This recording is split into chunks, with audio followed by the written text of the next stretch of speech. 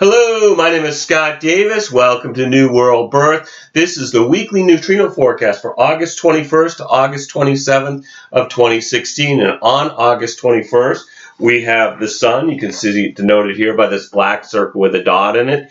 It's in Leo. It's also in the 29th hexagram. And on the outside of the wheel, we have the chop mark for the 29, numbered from bottom to top. The 29 goes yin, yang, yin. Yin, yang, yin. And then the 29th hexagram is mapped to an opening in an energy channel called a gate. And right here, this is the 29th gate of saying yes, the abysmal, the deep within the deep. Persistence, despite difficulties, has inevitable rewards. Located in the sacral center in a collective abstract energy path in the sensing circuit called the Channel of Discovery. This design where succeeding where others fail and failing where others succeed that connects to its harmonic. The 46th gate of determination of the self, pushing upwards, good fortune that may be perceived as a result of serendipity, but derives from effort and dedication. And I found human design to be amazingly accurate in describing the person, that I use it as my primary tool when I provide readings. And we have the following activated gates on August 21st. The sun is in the 29th gate, the earth is in the 30th gate, the north node is in the 64th gate, the south node is in the 63rd gate. Mercury is in the 6th gate, with Venus in the 47th gate. Mars is in the 9th gate. We have Jupiter in the 6th gate along with Venus. Saturn is in the 9th gate along with Mars. Uranus is retrograde and it is in the 42nd gate.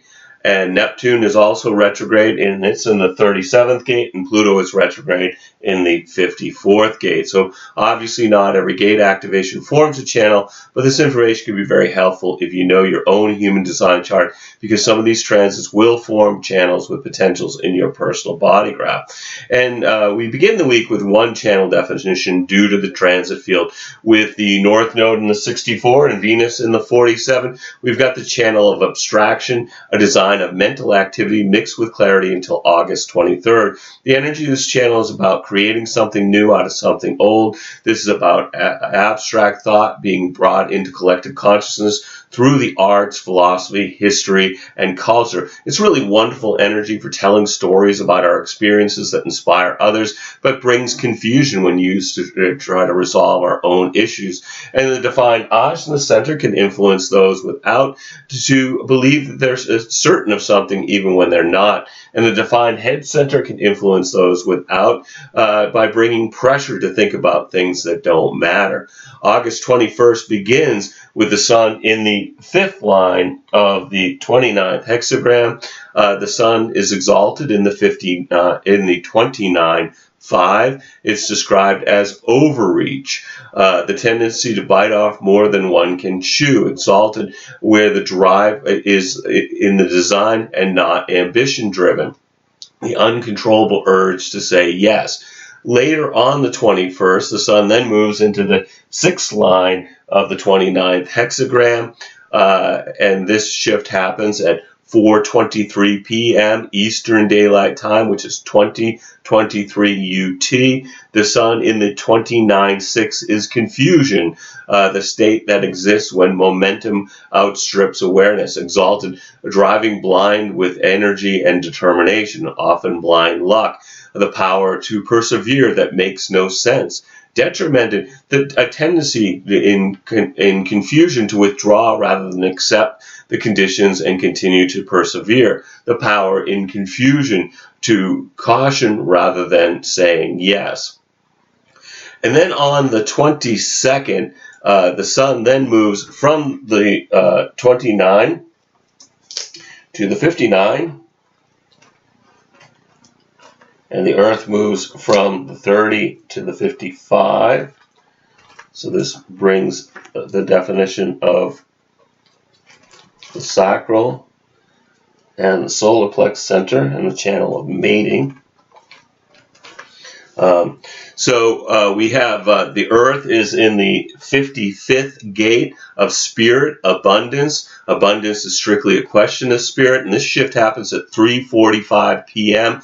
Eastern Daylight Time, 1945 UT, with the Sun in the 59th gate of sexuality, dispersion, the ability to break down barriers to achieve union. And the Sun is exalted in the first line of the 59th hexagram, but it's also being detrimented due to Mercury being in the 6th gate. So we see the exaltation as the upward pointing star, triangle. The detriment is the downward pointing. So this will look like a 6-pointed star in the just now chart. And this is in the line, the first line is the line of the preemptive strike, exalted the authority and vitality that in understanding purpose and direction can recognize and eliminate barriers before they become impregnable. The power of fertility to impregnate. Detrimented in this position, the ability and intelligence to recognize but a deep indecisiveness about how and when to act. The potential of fertility limited by uncertainty. And as we move from the 29 to the 59, we enter the gate of sexual strategies. A tribal defense gate, supporting social encounters with the genetic imperative to reproduce. The 59 is one of 8 profiling gates and 6 role gates. The gate is this is the gate of aura breaking sexual identity, and it is a sacral gate, so it's not aware, but it points towards its harmonic, the 6th gate. Of being open or closed to intimacy. The polarity of the 59 is the 55, which is the gate of spirits. Abundance is strictly a question of spirit. And perhaps what if it's half full or half empty? Is that as good as it gets? The 55 is where the mutation in 2027 will be taking place in the solar plexus. This mutation will make the solar plexus a fully developed awareness center without a motor that produces the emotional wave. And if we have we also have a mutation in the 59th gate, which will be changing sexuality and reproduction. And as we're moving towards 2027, we're already seeing some of these factors being played out in the human population. This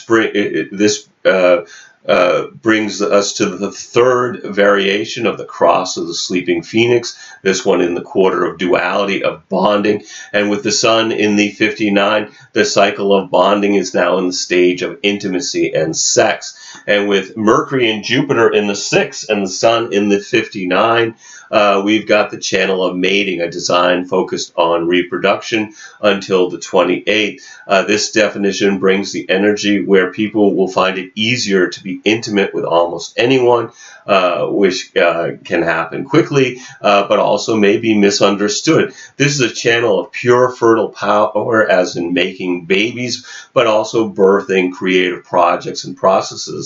I'd expect this to be a period where people may consciously or unconsciously break down barriers to intimacy and new endeavors. Using your strategy and authority will be the only way to determine if an intimate encounter is correct for you or not. The defined sacral center can influence non-generator types in being busy and having the endurance to work. Obviously not something they want to get used to. They also might think that they know when enough is enough, which could lead to the premature or abrupt ending to something that needs more time. And then the defined solar plexus can influence those without emotional definition to feel that unfamiliar wave of emotions and perhaps even lead to acting confrontational.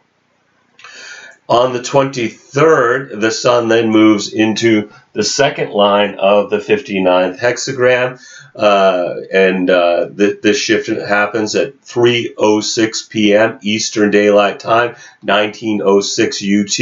The sun in the 59.2 is described as shyness, self-imposed barriers, exalted, the preference and natural separateness that protects against the inevitable instability engendered by union, the restriction of sex drive to maintain separateness, detrimented, a calculated shyness rooted in deep psychological barriers that even in dynamic individuals will always restrict interaction, infertility rooted in psychologically or biologically in conditions that drive for separateness.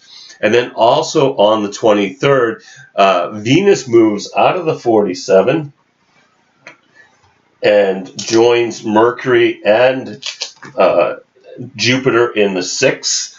And in human design, Venus is about values and morality and natural law, which we deal with, the other and the consequences of the world around us, according to Ra.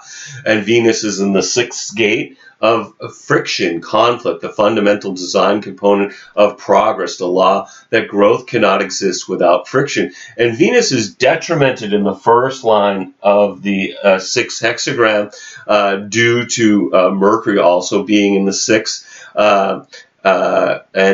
This is the line of retreat, the realization that wasting one's resources against overwhelming odds is not courage but folly. Detrimented, the inferiority complex, where retreat is experienced as personal weakness, emotional instability in times of conflict. And in the program, Venus is about control through maintaining the status quo. This is a way, in the way in which we operate with each other. We experience these transiting planets through the Maya, and we are not here to avoid the Maya, but really to embrace it, but embrace it as yourself by following your strategy and authority.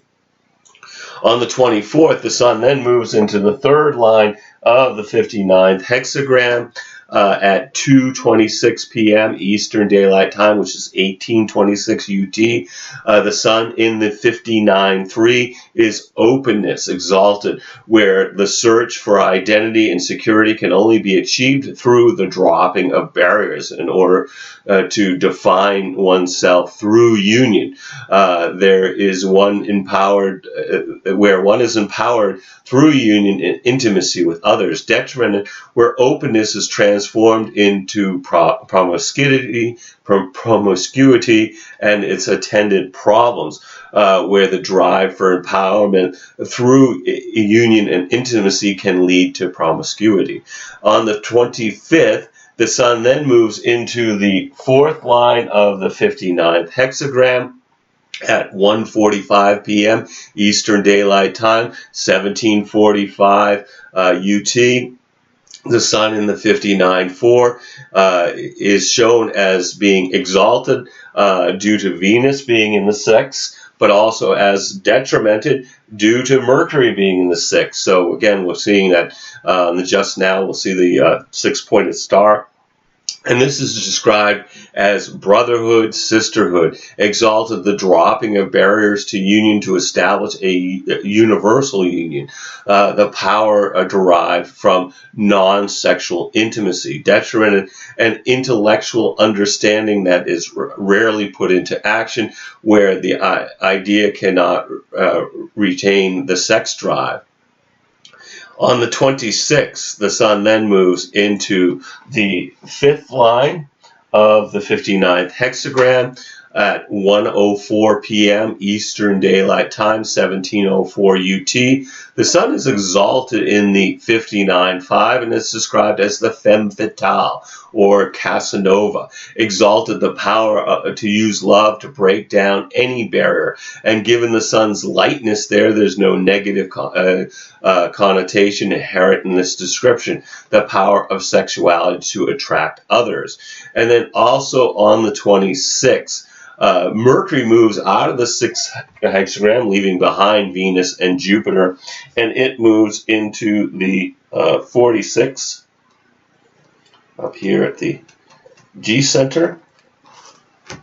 And so Mercury in mythology was the messenger of the gods. So this is about communication, or as Ra put it, the expansion of human consciousness through communication, not just as words, but also as music. And Mercury is in the gate of the determination of the self, pushing upward. Good fortune that may be perceived as a result of serendipity, but derives from effort and dedication. And Mercury is in the first line of the 46, which is being discovered, dedication in obscurity that is unexpectedly discovered, exalted art for art's sake. Any creative endeavor that is self-fulfilling sooner or later is recognized. The potential for creative success through dedication, detriment of the ability to judge the potential of those in obscurity, but often solely for the benefit of one's success. The determination to recognize and benefit from the success of others. And in the program, Mercury is about expression through communication. It influences the homogenized population to communicate about the themes of the gate and line that transiting Mercury inhabits. Its primary impact is psychological, impacts the not self mind. It distorts the way that we look at things that in a way that can lead to action.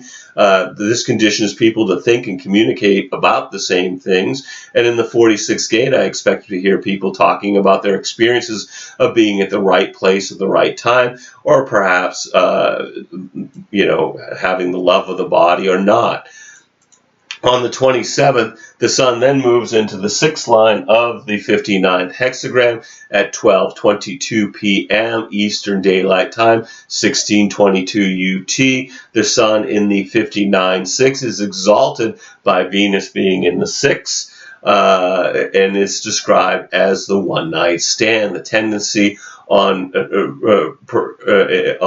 personally or circumstances to accept temporary unions that may be otherwise impossible or dangerous to continue. Exalted, the perfected relationship, whether for a moment or for an eternity, the power for intimacy regardless of conditions. And then also on the 27th, Mars moves out of the 9, leaving behind Saturn, and it moves into the 5. So we have Mars in the gate of fixed rhythms, waiting, the fundamental attunement to natural rhythms, waiting as an active state of awareness. And Mars is exalted in the first line of the 5th hexagram, which is perseverance. If the captain must, he goes down with the ship.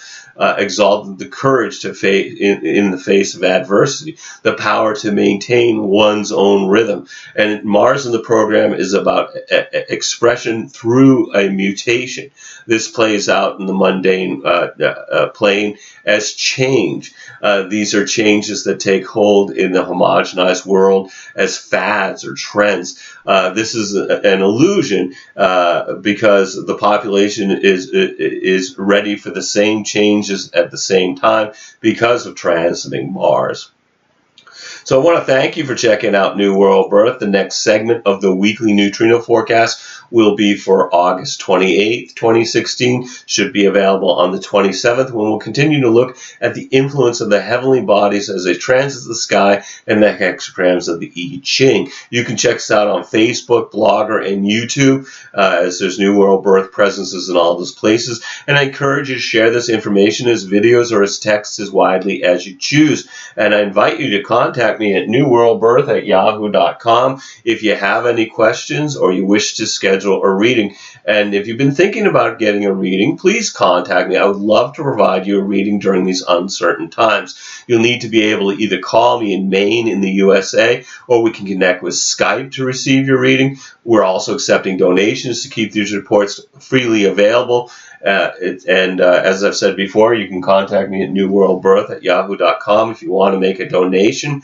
And another way to support us, again, is get a reading. I mean, they're quite detailed and a lot of information about you using human design I also can provide information about the planetary cycles and what you might be experiencing in your environment or in the stage of your life using astrology transits. I believe I'm the only person on the planet that has married these two systems, but I think it delivers a really wonderful, holistic reading that many people have benefited from.